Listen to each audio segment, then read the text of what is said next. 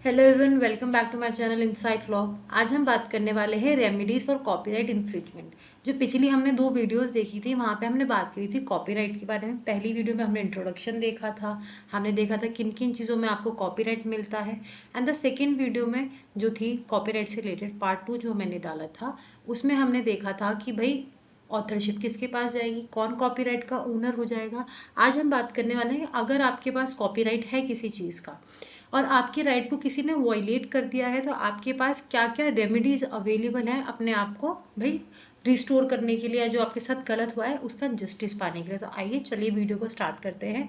अगर आप चैनल पे न्यू हैं तो वीडियो को लाइक और शेयर तो देखो करना, चाहे नए हो चाहे पुराने हो, बट हाँ चैनल को सब्सक्राइब जरूर कर लेना है ताकि आपको सारे ही लॉ के रिलेटेड अपडेट्स, नई वीडियोस, सब्जेक्ट से रिलेटेड कंटेंट सारा आपको फटाफट यहाँ पर मिलता रहे। चलिए आगे बढ़ते हैं। सबसे पहले हम बात करेंगे क्रिमिनल रेमेडीज के बारे में।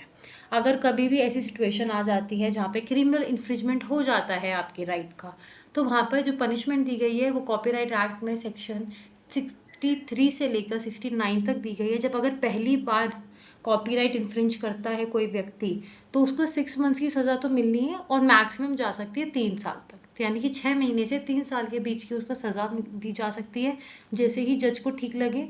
एंड सेकेंडली मिनिमम जो फाइन होगा वो 50,000 का होगा और मैक्सिमम फाइन 2 लाख रुपए तक का हो सकता है। अगर कोई इंसान बार बार रिपीट करता है, सेकेंड टाइम कर रहा है, थर्ड टाइम कर रहा है किसी कॉपीराइट इन्फ्रिंज, तो उसे पनिशमेंट मिलती है कम से कम 1 साल की और ज़्यादा से ज़्यादा 3 साल की। और जो फाइन हो जाता है उसकी मिनिमम वैल्यू है 1 लाख रुपीज़ और जो मैक्सिमम वैल्यू हो जाती है वो जाती है 3 लाख रुपीज़। और ये जो होते हैं कॉग्निजेबल ऑफेंस होता है, ठीक है, यानी कि यहाँ पर पुलिस को अरेस्ट वारंट की ज़रूरत नहीं है आपको अरेस्ट करने के लिए। चलिए आगे बढ़ते हैं। अब आ जाते हैं सिविल रेमेडीज के बारे में। अब हम सब जानते हैं, देखो सिविल में सजा तो मिलती नहीं है। सिविल में क्या मिलता है, आपको जो भी नुकसान हुआ है उसका भुगतान कर दिया जाता है, उसको कंपनसेट कर दिया जाता है। क्रिमिनल रेमेडीज जो थी वो 63 से 69 में दी गई थी और सिविल रेमेडीज प्रेजेंट है 54 से लेकर 62 तक। यहाँ पर इंजंक्शन इशू किए जाते हैं, यानी कि आपके लिए जो प्रॉब्लम है उसको सॉल्यूशन दिया जाता है काइंड ऑफ। तो अभी आप इतना समझ लो, बाकी जब ये डिटेल में अभी आप नेक्स्ट सेमेस्टर में, जैसे आपको 9th सेम में अगर if you are from CCS university, आपको 9th सेम में CRPC CPC आ जाएगी तो वहाँ पे ये वर्ड्स और भी ज़्यादा अच्छे से आपको क्लियर हो जाएंगे। इंजंक्शंस इन जनरल आपने पहले भी पढ़े हुए हैं। इंजंक्शन 3 तरीके होते हैं, जो टेम्पररी मिलता है, एक परमानेंट होता है और इंटरलॉक्यूटरी होता है, यानी कि जब तक प्रोसीडिंग चल रही है मीनवाइल आपको दे दिया जाता है। तो इंजंक्शंस भी यहाँ पर सिविल रेमेडीज में इशू हो जाते हैं, जो कि इशू होते हैं ऑर्डर 39 ऑफ CPC के अंदर, ठीक है। यहीं पे मरेवा इंजंक्शन दिया जाता है। कोर्ट के पास ये पावर होती है कि भाई जो भी इंसान यहाँ पे डेटर है, ठीक है, जिसके भैया जिसके ने गलत करा है, जिसके साथ गलत हो सकता है, या उसके गुड्स जो हैं दूसरी कंट्री में ले जाए जा सकते हैं उस इंसान के पास से, तो उसके क्या कर देते हैं, सारे एसेट्स को फ्रीज कर देते हैं, ठीक है, ताकि वो जो एसेट्स है वो भी जो भी जिस मैटर है जिसके ऊपर कॉपीराइट है वो इंडिया से बाहर ना जा पाए, कोर्ट के जुरिस्डिक्शन से बाहर ना जा पाए। ये जो राइट है कोर्ट को इशू करने का, ये मिल जाता है ऑर्डर 38 रूल 5 ऑफ CPC के अंदर, ठीक है। चलिए आगे बढ़ते हैं। यहाँ पे आ जाता है जॉन डोए ऑर्डर।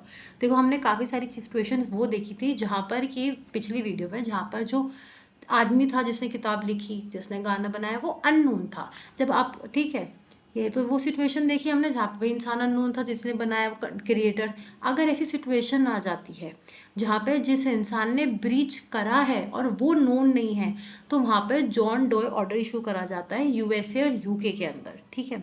और इंडिया के अंदर ये इशू करा जाता है अशोक कुमार ऑर्डर के नाम से, ठीक है, कि जब भी इंसान जाना नहीं, पता नहीं है किसने ब्रीच करा है, बट गलत तो हो गया, रेमेडी तो देनी पड़ेगी, वहाँ पर अशोक कुमार ऑर्डर इशू करा जाता है इंडिया के अंदर, और USA और UK में इशू किया जाता है जॉन डोए ऑर्डर।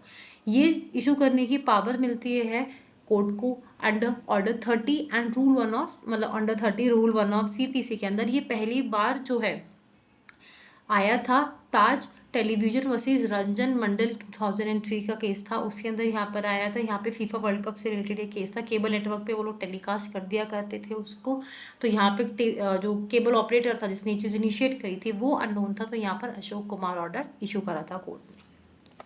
अब आ जाते हैं, ऐसी सिचुएशन आ गई है भाई कि यहाँ पर सर्च करने की ज़रूरत है। जिस इंसान के पास उसका घर, उसका ऑफिस, जहाँ पे भी वो काम करता है, उसको सर्च करने की ज़रूरत है। और अगर वहाँ पे कोई भी इन्फ्रिंजिंग डॉक्यूमेंट मिलता है, एक ऐसा डॉक्यूमेंट जो कि कोर्ट में प्राइमा फेसी एस्टैब्लिश करने के लिए बहुत इंपॉर्टेंट है, जिसके पास एक ऐसा पोटेंशियल है, वो एक ऐसा एविडेंस है जो कि कोर्ट में चीज़ को बहुत क्लियरली साबित कर सकता है, तो यहाँ पर ऑर्डर जो है कोर्ट इशू कर देता है कि आपको सर्च करने का ऑप्शन जो है राइट मिल जाता है, जाकर उस इंसान के प्रेमिसेस को, उसका घर, उसका ऑफिस, जो भी प्रॉपर्टी उसको बिलोंग करती है, वहाँ पे सर्च किया जा सकता है। और कोई भी रेलिवेंट डॉक्यूमेंट अगर मिलता है तो उसको सीज करके लेके आया जाता है। इसको एंटन पिलर्स ऑर्डर भी कहा जाता है। 1976 में आया था पहली बार जब केस आया था, एंटन पिलर्स केस।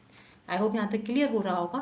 मैंने डिटेल में नहीं पढ़ा है, अगर आपको डिटेल में चाहिए सारी चीज़ों के बारे में बहुत ज़्यादा, तो आप मुझे कमेंट सेक्शन में बता सकते हैं, मैं इस पर डिटेल्ड वीडियो भी बना दूंगी। यहाँ पे मैंने शॉर्ट वीडियो इसलिए डाली because I just feel exams में जब बच्चे पढ़ते हैं तो वो बहुत ज़्यादा डिटेल में नहीं जाना चाहते, ऊपर ऊपर से पढ़ना चाहते हैं। Same thing goes with net and CLAT also. बहुत ज़्यादा डिटेल में हिस्ट्री हमें सब्जेक्टिव पेपर में नहीं देना है, तो ज़रूरत नहीं पड़ती है। हमें क्लियर फैक्ट्स पता होने चाहिए, कौन से केस में आया, किस ईयर में आया, and we are sorted for our examination. क्योंकि बहुत डिटेल में सब्जेक्टिव पेपर में काम आता है, जब हमें ऑब्जेक्टिव पेपर देने तो वहाँ पर इतना डिटेल जाने की ज़रूरत हमें नहीं पड़ती है। कोर्ट का जुरिस्डिक्शन यहाँ पे ये कहता है कि जब अगर आपका कॉपीराइट इन्फ्रिंज होता है तो आपके पास डिस्ट्रिक्ट कोर्ट के पास और या फिर हाई कोर्ट के पास जाने का पावर होता है, जिस भी जगह पर प्लेंटिफ रहता है या अपना ऑफिस कैरी करता है। ठीक है, उसको फर्क नहीं पड़ता कि भैया जो जिस इंसान के ऊपर मैं केस फाइल कर रहा हूँ, जो डिफेंडेंट है, वो कहाँ रहता है, उसका ऑफिस क्या है, उसका लेन देन क्या है, कोई मतलब नहीं है। अगर मेरा कॉपीराइट इन्फ्रिंज होता है और मैं जहाँ रहती हूँ, मैं वहाँ के डिस्ट्रिक्ट कोर्ट में, उस पर्टिकुलर स्टेट के हाई कोर्ट में केस फाइल कर सकते हो। अब आ जाते हैं लिमिटेशन की बात करते हैं कि भाई कॉपीराइट तो इन्फ्रिंज हो गया, अब कितने टाइम के बीच में मतलब कितना ड्यूरेशन आपको मिलेगा उसके लिए सूट फाइल करने का। तो कॉपीराइट में जो लिमिटेशन पीरियड होता है 3 साल का, जिस दिन आपका कॉपीराइट इन्फ्रिंज हुआ था उससे 3 साल के अंदर आप कभी भी केस फाइल कर सकते हैं। ठीक है, आई होप आपको वीडियो समझ में आई होगी। प्लीज़ वीडियो को लाइक करिएगा। कुछ बात समझ में नहीं आई है, कोई सजेशन है तो प्लीज़ मुझे कमेंट सेक्शन में बता दीजिएगा। Thank you so much for watching. Stay tuned for next video. Next video आएगी हमारी ट्रेडमार्क के ऊपर, so stay tuned for that.